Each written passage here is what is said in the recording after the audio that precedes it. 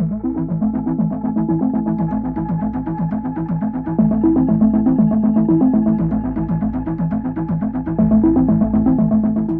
of us, everybody thinks it's, my God, like my marriage is messed up, this is messed up. You have to go back to fix all your problems. It all starts from the root, man. Yeah, and you cannot fix anything by giving it Motrin. You have a jacked up knee, the swelling may go down, but it's still jacked up in there. You gotta get it fixed. You gotta fix the knee. All those pills do, so pretty much, is just let the swelling go down. And you can live a little longer, but you're not fixing the problem. You're not fixing the problem. So one big thing is the accountability mirror. You have to start with yourself. So what happened in my life was we started to get, I call it like the rucksack. A rucksack is a pack that you carry in the military and you put all your stuff in it. Your radios, your food, your water, all that stuff you have to carry in the military. That's your rucksack. It's a backpack pretty much. As you're growing up, we all have a backpack. Most of ours, hopefully, is empty, and what we put in it is all the crap we go through in life. That's what is in the backpack for the civilians, and we carry it around with us. So what you have to start doing is realizing that no matter where you're at in life, I got called nigger a lot, learning disability, stutters, immaturity, insecurities, self-doubt, so much crap on top of me. So much stuff. I lied a lot to create friends. So much stuff was in my backpack. No one's coming back to help me. So it starts with that person in that mirror. You have to realize you are on your own now.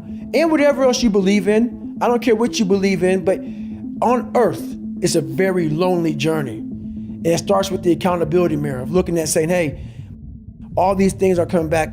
I have to face myself. And you have to own all those things that people may have done to you. Now it's yours.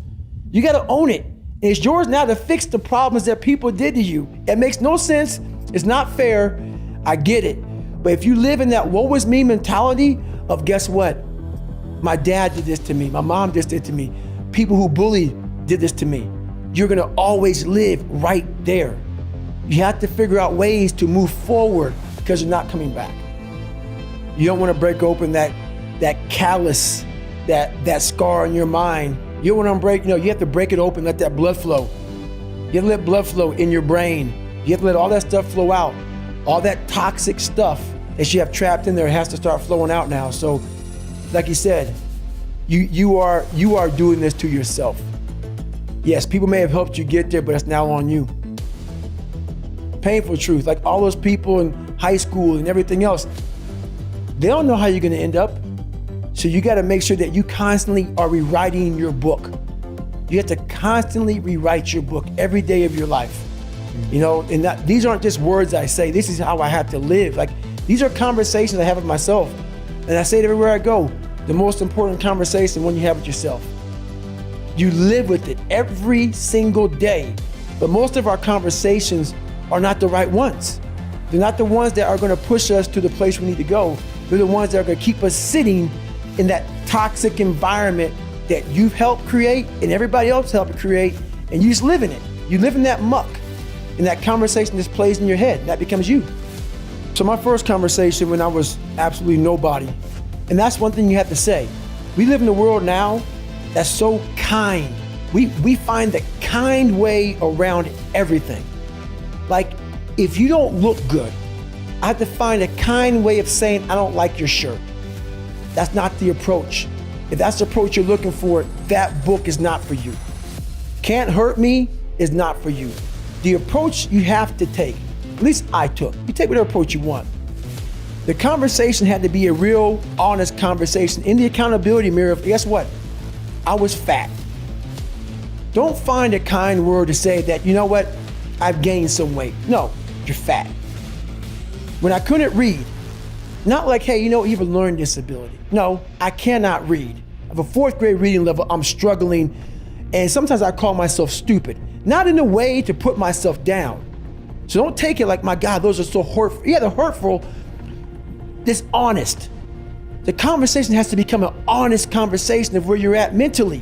Where am I at mentally? I look like shit. I feel like shit. I'm falling behind in school. I'm lazy. My house is a mess. You have to look at what it is and call it what it is.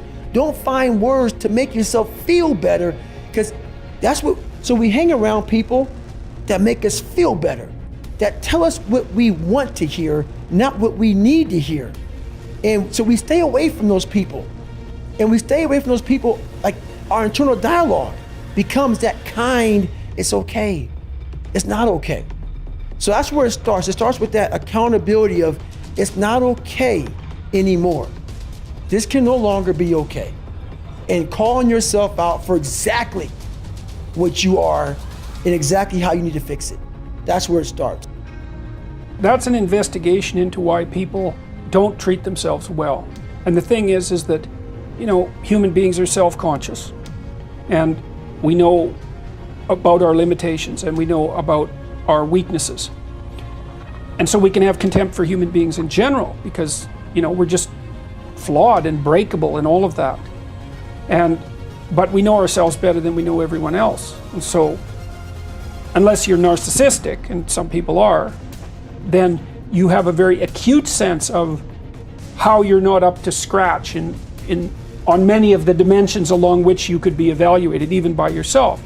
And so that leads naturally to a sort of self-contemptuous attitude. And you can see that one of the stories I talk about is that people are more likely to give prescription medication to their pets than to take them themselves. Even in the United States, wow. people will get the prescriptions, but they won't take the pills. Anyways, the idea there is, it's sort of a variation that I learned from Carl Jung on treat other people as you would like to be treated. You reverse that. It's like, imagine someone that you treat well, that you love, then try to treat yourself that way. You got to detach from yourself a bit. You got to think, okay, well, I'm a person among other people, and I deserve at least as much respect as a person among other people, and I should be trying to help myself across time. And instead of being self-contemptuous and self-destructive, I need to take care of myself as if I'm potentially valuable, and to lay out my life that way. And so that's what that chapter is about. And it's hard for people, they don't take care of themselves as well as they should. And I don't mean, take care of yourself. I mean, that isn't what I mean. It's like, it's not a moralistic attack. It's like, it's an encouragement to give yourself a bit of the benefit of the doubt and treat yourself as if you have some intrinsic value. It isn't clear where your borders actually are. It means take care of your room, take care of your things, like have some respect for yourself as a well, I would say in some sense as a miraculous being, because that is actually what you are. But that sort of borders on the New Age, which I'm not very happy about that, but it's still the case. It's like there is a lot of potential within you, and there's many things that you can do, and you're necessary more than you think to the unfolding of things. Like, if you make a bunch of bad decisions, things get worse, not just for you, like things get worse. And maybe way worse, like, I don't know what mistakes Stalin's mother made, and she probably didn't necessarily think they were that important. But it turned out they were pretty important. You don't know how your actions echo. And so it matters what you do. And so part of what you do is you want to treat yourself as if what you do matters.